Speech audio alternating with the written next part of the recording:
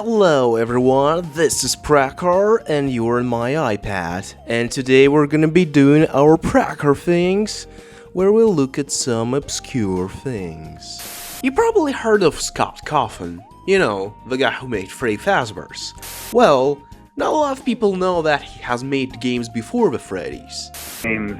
Well, then again, I guess it was my mindset at the time, because my mindset at the time was to make smaller games, and that would be kind of a shorter experience. Because for a while I was trying to make these, big kind of sweeping epic games like The Desolate Hope and stuff, and it was just too much of a gigantic commitment that ultimately, that they just weren't paying off. And at the time I was really struggling, to find, something to kind of, support my family and everything.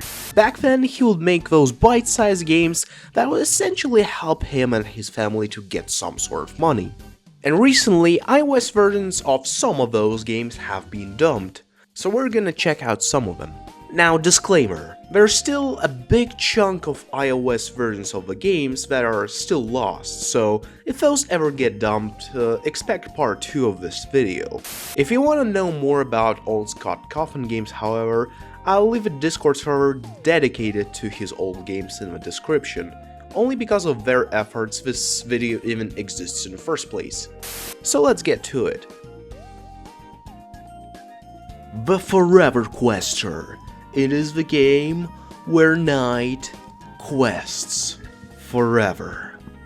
Shocker. Basically, you let this guy go, you close the app, wait a day or two, and he will advance by gaining some gold XP, which will allow you to advance to the next area. This game goes forever and ever like that, so yeah, this is your portable Forever Quester, if you ever needed one.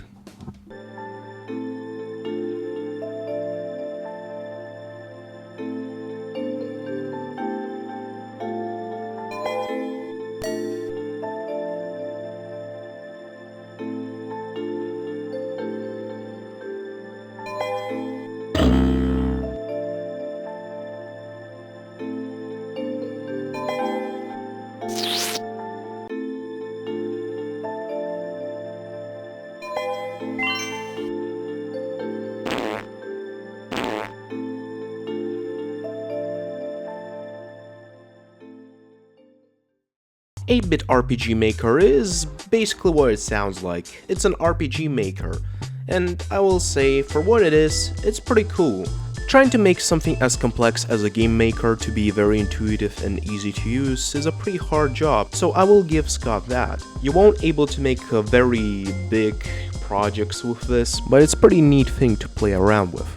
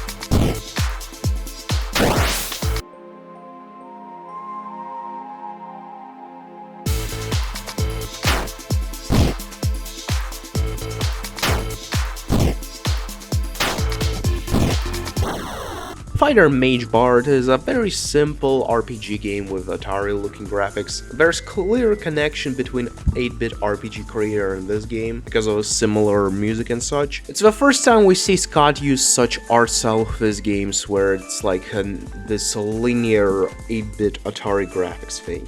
There's not really much I can say about this game though. It's a very basic game.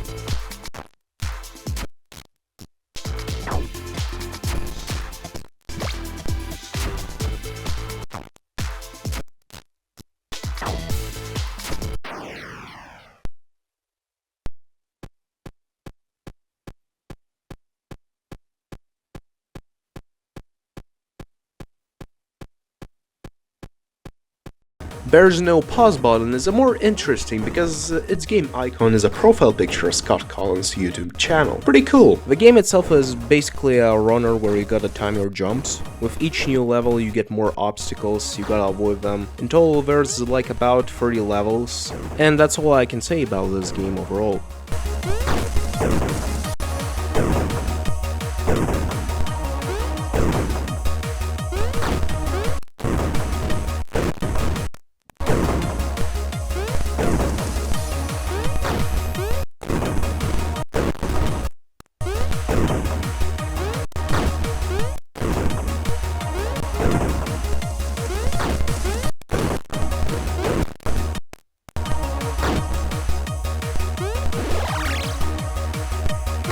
Rage Quit is a similar game, except its gimmick is that if you die too much, the character will rage quit out of the level and go to the next one.